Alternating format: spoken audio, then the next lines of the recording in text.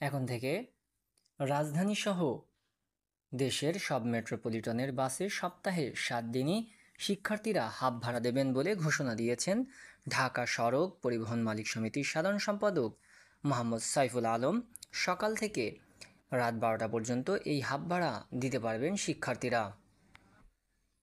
সোমবার 23 সেপ্টেম্বর দুপুরে ঢাকার রমনার ইঞ্জিনিয়ারিং ইনস্টিটিউশন মিলনায়তনে আমাদের অঙ্গীকার নিরাপদ সড়ক হোক সবার সড়ক মহাসড়কে শৃঙ্খলা ফিরিয়ে আনার লক্ষ্যে মালিক ও শ্রমিকদের সচেতনতামূলক সেমিনারে এই ঘোষণা দেন ঢাকা সড়ক পরিবহন মালিক সমিতির সাধারণ সম্পাদক সাইফুল আলম। বলেন, ছাত্রদের হাত ধরেই স্বৈরাচার সরকারের পতন ঘটেছে, দেশ দ্বিতীয়বারের মতো স্বাধীন হয়েছে।